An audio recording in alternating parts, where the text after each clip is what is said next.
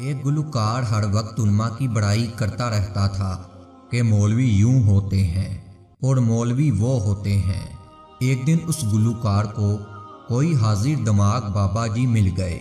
یہ حسب عادت شروع ہو گیا اور مولویوں کی بڑائیاں کرنے لگا۔ بابا جی خاموشی سے سنتے رہے اور مسکراتے رہے۔ جب یہ بول بول کر تھک گیا تو بابا جی نے فرمایا، تیرا گلوکاروں کے بارے میں کیا خیال ہے؟ ذرا ہمیں بھی بتاؤ۔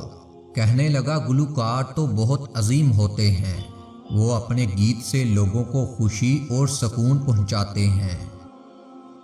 بابا جی نے فوراً کاغذ کا ایک ٹکڑا نکالا اور اس کے سامنے رکھ کر فرمایا، بیٹا کہ تم ایسا کرو کہ اس کاغذ کے ٹکڑے پر لکھ دو کہ جب میں مروں تو میرا جنازہ مولوی سے نہیں بلکہ کسی گلوکار سے پڑھوایا جائے۔ یہ سنتے ہی اس کے ہوش اڑ گئے اور ڈر کے مارے کہنے لگا، نہیں، یہ تو ممکن نہیں ہے۔ بابا جی نے فرمایا، تم مرنے کے بعد بھی جس مولوی کے محتاج ہو اس کی برائی کر کے تم غیبت کے ساتھ ساتھ احسان فراموشی بھی کر رہے ہو۔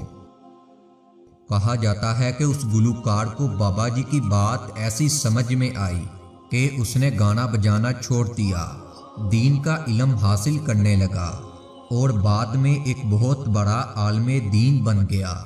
ایک دفعہ اس بات کو سوچئے گا ضرور۔